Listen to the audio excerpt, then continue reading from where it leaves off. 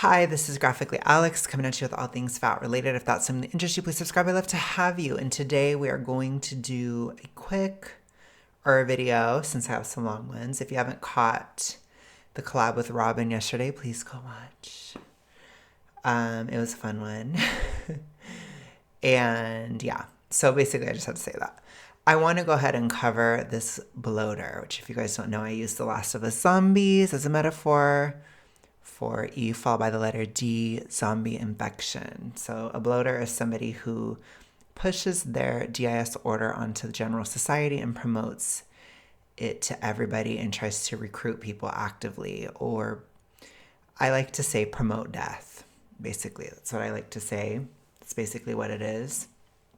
So I want to go ahead and show this person doing that. So let's get started. Let's go hunting. I'm going to play the whole thing and then we're going to react to it piece by piece. One thing I've noticed is that when people tell their weight loss story, they find it necessary to often talk about all the things they do now that they didn't do prior to losing weight.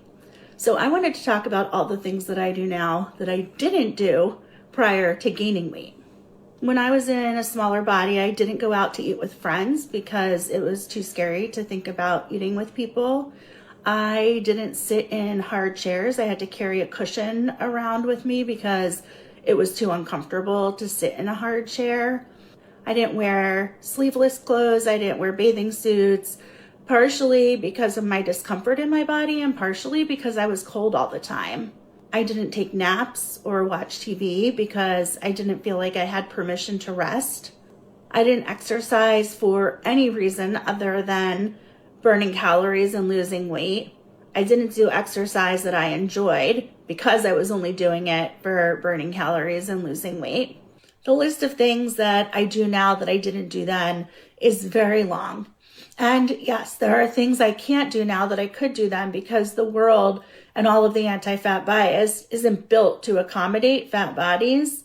But for me, I would much rather the external world prevent me from doing something than my internal experience and my feelings about myself prevent me from doing something. Something I've noticed is... So, what did you hear when you heard her say all that? I heard her say obesity is superior to not being obese. I heard her say that being fatter is better, and she's actively trying to promote it. Now, do I think that this will be convincing to the general public? No, I don't. Do I think that this will be convincing to somebody who's already fat? Yes. Do I think it will be convincing to somebody who's especially in the toxic ritualistic world, aka E followed by letter D? Yes. Do I think that somebody who especially is involved with binge will be reinforced? Yes. And that's the overall point. So in my opinion, she has completely broken from reality. At this point, she's probably only talking to other zombies. And I don't even know how she could think that this is helpful. Like, you have to be a special type of delusional that I never got to. Even in the depths of my DIS order, I never was this bad. I never was promoting of it. I always knew it was wrong. I always knew it was bad. I never wanted anybody else to do what I was doing or to go through what I was going through. I knew that it was a special kind of crazy that was for me kind of thing, which I think is a more common feeling. It's kind of like the I'm horrible, so I will just deal with this and I hope nobody else does. I think that that's a more common feeling. Not always, I think there are zombies that are more aggressive and more hostile. But regardless, typically I would say people probably feel that way. They don't really want other people to go through what they're going through, or they don't want other people to be engaging in the behaviors that they're engaging in, even if it's just subconsciously or like deep down. But she actively wants other people to. So, like I said, that It's really bad. It's just more severe. That's all. It's more severe. So let's go ahead and break it down piece by piece. Is that when people tell their weight loss story, they find it necessary to often talk about all the things they do now that they didn't do prior to losing weight.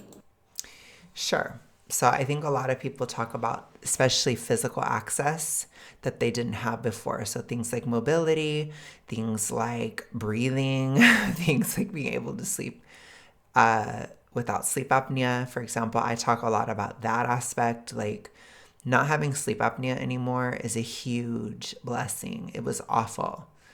I didn't have it super, super severe, but I had to be so careful about how I laid down at my biggest. I had to really like sleep on a tower of pillows. And if I didn't stack that just right, then I would wake up because I couldn't breathe. It's awful.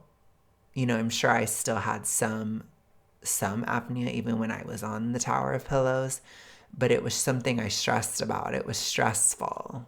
It was a stressful experience. So that's something that I would say that's completely weight related and obviously has a really huge effect on your quality of life. Like being able to not worry about it. Like I'm able to sleep on a hard mattress now. I'm able to have a mattress that's much more supportive towards my back. And I can just have one pillow and I never wake up because I can't breathe. It never happens anymore. So I think that that's a huge quality of life boost. That's something I couldn't do before that I can do now. It's a really good example of something. It's based in physical reality. And it's not based upon external validation or societal structures or stigma or whatever, like all the things that they're so focused on because they're trying to control you. So it's always about externalizing that control because when you're super, super, super severe, it's not just about controlling your behaviors around food or controlling your feelings or controlling like certain aspects in your life. You start to want to control other people too. And that's not talked about enough within severe levels of bingo, binge, but it's very much the case here with her. And I think for me, when I was a clicker, which is the second stage of zombie infection, severe, somebody that has a severe issue, I would be controlling about like certain emotional things. I'd be reactive. People would feel like they had to walk on eggshells around me. And it wasn't always about weight, but definitely it was about weight, if that makes any sense. But it could be about a lot of things. So that was something that other people dealt with that was difficult with me. But I was never like 100% actively trying to control other people. I think that's more of like a bloater thing. But certainly if you're inspiring somebody to walk on eggshells and you're in the TR, that's a clicker for sure. That's somebody who's severe. It's like, I don't want to talk about weight. Don't talk about it with me, right? That kind of attitude.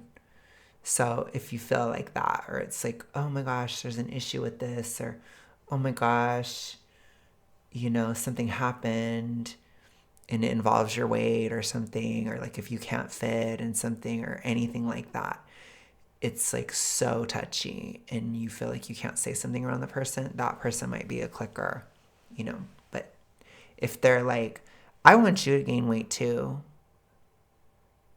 it's a bloater. It's really bad. So I wanted to talk about all the things that I do now that I didn't do prior to gaining weight. When I was in a smaller body, I didn't go out to eat with friends because it was too scary to think about eating with people. So that's very like E followed by letter D. It's very binge coded. I think it's okay to get over that. I'm over that. Like, I don't think that that's mutually exclusive to downsizing at all. So I just went out to eat today. I went to a restaurant. I got steak. you know? I didn't sit in hard chairs. I had to So this, I don't know how thin she was, but I'm not like super skinny. I'm not like skinty or anything. I can still sit in hard chairs and stuff. So I don't know. I haven't experienced that. Um, but I'm very focused on muscle building, and I really am focused on my ass. You know, I'm just gonna say it. It matters to me a lot. Like it's one of the few things I care about, like vanity wise, which I know is weird. It's kind of weird and random, but I just have a lot of pride in my legs and ass, and I care about that. And in Vanity Weight Era 1.0 last year, I was losing a lot of my muscle in my ass and legs, and I really hated it. It actually upset me. But I feel like it's restoring, and I'm really happy about it. Like I said, I don't know why I care about that so much. Maybe it is just a gay thing. I don't know. Maybe I'm just, but I really do care about that. That is like one of the few things I care about vanity wise. Like I take pride in it. So it's like, that being said, I don't know if I'm ever going to have that much of an issue. Like I'm sitting on a little bit of a hard chair right now. I can feel my bones on the chair, but it doesn't hurt. I think when I was at my biggest, it still hurt on a hard seat. Like I feel like it was still painful because there was just so much pressure, downward pressure on my body. And I mean, now that I'm thinking about it, I'm like, this chair is really uncomfortable. I shouldn't have thought about it. Now I'm like, ooh, this is not a comfortable chair at all. But like I said, I don't think it was any more comfortable when I was at my biggest. It was the same, or like it would still hurt. I don't know. It just hurts still. carry a cushion around with me because it was too uncomfortable to sit in a hard chair. Yeah, I still had to use the cushion sometimes at my biggest. So I don't know. I don't know. It's not the biggest flex, but so maybe it's just me. Maybe I just am uncomfortable sitting. I don't know. Um, I'm too much of an active diva. I don't know what to tell you. I want to get up. I want to walk around. Um, but I can't say it was better when I was bigger. It wasn't. It totally wasn't. I didn't wear sleeveless clothes. I didn't wear bathing. So that whole stuff, that's very EFA by letter D as well. And I don't judge people for not wearing sleeveless or whatever. I don't really wear sleeveless. Um, I don't really care about it though. You know what I'm saying? Like I feel like it's less like if you don't want to show things off, I don't feel like you have to. Or if you don't want to be exposed in that way, I feel like you don't have to. But I feel like if you do, it also doesn't really matter that much. So it's kind of like just make a decision. I think there's such a toxic ritualistic idea that we have to feel a certain way about things like shirtless or sleeveless shirts or something like that, or even being shirtless, for example. Like I just don't care to be shirtless, but that's just me, I don't know what to tell you. um I don't know, like there's certain things where I'm private. I'm introverted. I feel like it's more of an introvert thing for me. It could change. I'm open to it changing, but it could never change. But the point is, I'm not going to be upset about it if it doesn't change, or I'm not going to act like it's a big deal because it's not. It's just a decision to wear something or not. It's your own sense of style. And I think framing it that way in your mind and not being anxious about it, that's recovery. So wherever you want to go with that, it's your decision. So that's how I view it. So I wear short sleeves all the time. but I don't really care to wear sleeveless. I just don't care. So I don't know. It's up to you, you know? I think either way, I think people need to just shut up about it. That's basically how I feel about it. It's like make a decision and shut up. Bathing suits, partially because of my discomfort in my body and partially because I was cold all the time. So as far as being cold all the time, I've been hypothyroid for a lot of my downsizing. So I was cold, even being very fat. I'm actually a little bit less cold this, like right now. It isn't as cold now as it was like in December, but I think because I was heading towards maintenance, I was prepared with like warm clothing and stuff. I wasn't that comfortable this winter, but I was much more comfortable than I was last winter. So winter 2025, I was freezing. I think that was like the peak of cold because I was hypo and likely becoming anemic or, like kind of on the edge of that at the time. But not being anemic and not being hypo at this point, I'm not that cold. I'm not warm. I'm not sweaty. I'm not like super comfortable. I'll see how it is next winter. But I think a lot of times people are anemic or hypothyroid when they say that. Um, that's my opinion. Why? Because I was fatter a year ago and I felt colder. So it's just something to consider. If you are colder, I'm not judging you or anything. I feel like you have to say that all the time. I'm not judging you. I'm just saying maybe because of my conditions that I had, I felt colder regardless, even when I was bigger. So just consider that basically. I didn't take naps or watch TV because I didn't feel like I had permission to rest. So that could also have to do with low dopamine. That could have to do with um, like brain issues when you're too reductive. Um, so you have to think about that too, because I've had that too, where there have been certain phases where I've been very, very low dough. One of them is the gateway to obesity. So like about a year ago, I had some getting out of obesity related anhedonia. It was pretty bad. I had a really hard time relaxing. I was extremely restless. And then I also had anhedonia really bad in January and December because I was going towards maintenance. And so the brain was releasing more serotonin as I was eating more, and it opposed my dopamine in my brain, but that went away. So it's like you have to consider stuff like that. It might have been that. It might not have just been, I feel like I can't rest. It might have been a chemical issue or a brain issue. Or if somebody has like ADHD or something, they might also feel that way. So you have to just like consider it. I'm okay now. I did feel a little bit restless today. So it can still happen from time to time. But it's not really that bad. And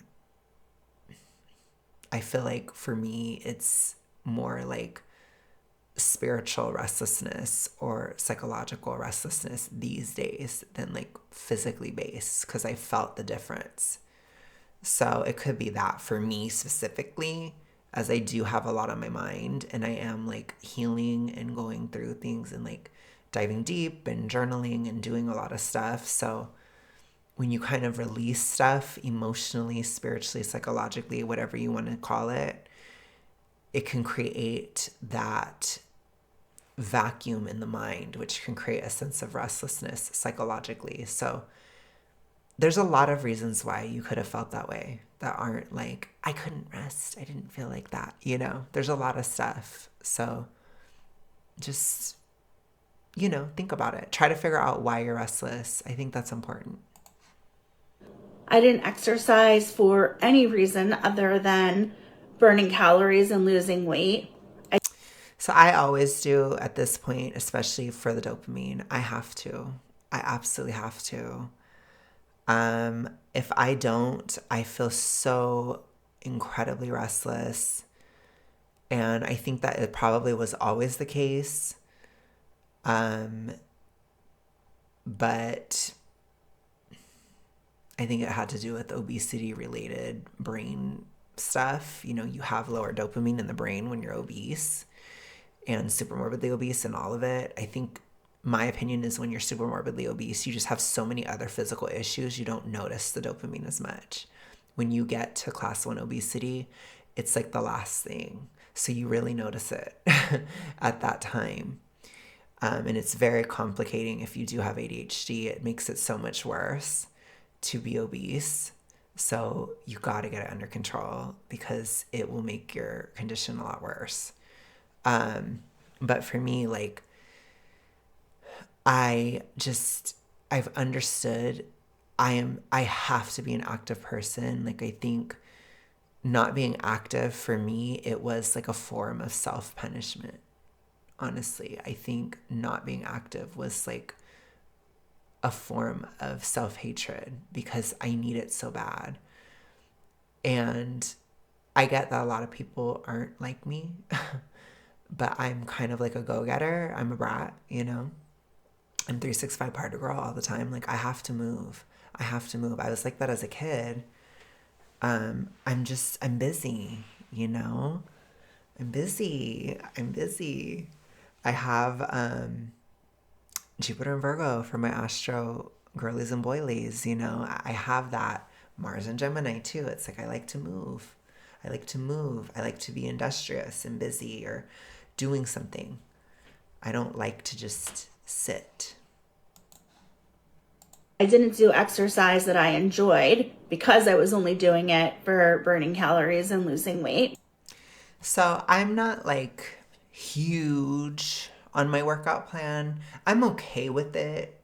I can tolerate it. I'll put it to you that way. It's kind of a lot, but it is a vanity era. Like, I am in a vanity era. I am actively trying to build muscle. That does take work and effort and protein and this kind of stuff that they hate so much. They hate all those things, but it does take all of that. So while it is a lot for me, I don't know if it'll last forever or whatever. It is something I'm doing this year for vanity reasons, for muscle reasons. There is, you know, physical utility to muscle, there's health utility for muscle. It is prudent to try to build muscle after a long standing downsizing, you know, after a long haul downsizing. So there's just some physical health reasons and vanity reasons to build muscle this year for me. So it's a lot. I don't always enjoy it. The deadlifts are awful, but it's okay. You know, sometimes we do hard things, sometimes we do things that we don't want to do. And I think a lot of this year for me, it's understanding emotional maturity and commitment and stability and not victimizing myself. You know, I think that those are, it's a lot of emotional maturity that I'm working on this year within my Vanity 2.0 era. I think it's a more emotional version because it is less strict. So you're more present. I don't know how to describe it. If you've ever been like in a deep deficit in a vanity era, you might know what I'm talking about, where it's kind of like, whoa, you know? It really puts you in a different state. And for me, it worked because I did a lot of very, very deep psychological and spiritual work. Like, it was kind of more subconscious. Whereas in Vanity 2.0, it's more emotional and like conscious and like emotional reactions to things and emotional discipline, which I think is so important for me personally to learn. So I think that that's what I've been working on. And part of that is doing the hard things, even if I don't emotionally feel like it. So for me, it's not that important that I love every single workout for that reason. It has to do with commitment, which I've had commitment issues at a lot of points in my life. And again, this isn't even like TR, this is like growth, self improvement, and spiritual improvement, that kind of stuff. on a deep level, I've had commitment issues for a lot of my life. And it's like, I'm in my 30s. I need to fucking get over it. You know, you got to stick with the hard things. You're not going to get anywhere. Like, if you don't commit, that's what I've learned. And being in my 30s, getting towards my mid 30s, I think it's the appropriate time, if not late. So, yeah, this girly pop has to grow up, you know, someday. And so I feel like that's what a lot of this era is teaching me. So, yeah, I don't agree with that take at all for those reasons. The list of things that I do now that I didn't do then is very long. And yes, there are things I can't do now that I could do then because the world and all of the anti-fat bias isn't built to accommodate fat bodies. So she's trying to externalize blame very, very, very much so in that statement. So it has nothing to do with her physical capabilities due to her size being so big, which is probably inaccurate, put to you that way. But for me, I would much rather the external world prevent me from doing something than my internal experience and my feelings about myself prevent me from doing something. Yeah, and so part of getting out of the TR is not allowing your internals to stop you from that stuff, which I don't. You can still, actually, I would say you need to weight normalize within TR recovery. If your weight is too low or too high, you must. So that's extremely important. Being the size that you are, if you are significantly over or under, it reinforces the TR in and of itself. So you need to weight normalize, absolutely, for long haul or like sustained recovery, because it also affects the brain. So you have to normalize and sustain that normalization for a while. And that's really important to help heal the physical damage of the DIS order within the brain. Okay. I guess my biggest point with that is just her feeling better about herself for whatever and not having those inhibitions. It has much less to do with her being huge and has more to do with TR recovery, which I don't even believe her. I don't think she's recovered at all. I think she was always in it. She's still in it. But as somebody who has left it, and I know there's a lot of y'all who have also left it, you can have a normalized weight and not feel any of those things. Like, there's hardly anything she said that is limited to me because I've downsized. So her experience is not very applicable in a way. And I just have to say, like, the only thing that is that I do workouts I don't like, which is not exactly like the worst thing in the world. You know, I don't know. It's kind of pedestrian, you know, but whatever, girl. Whatever. But there you guys have it. So I guess that's it for today. I think that's it. Yeah. So that's it. I will talk to you guys later.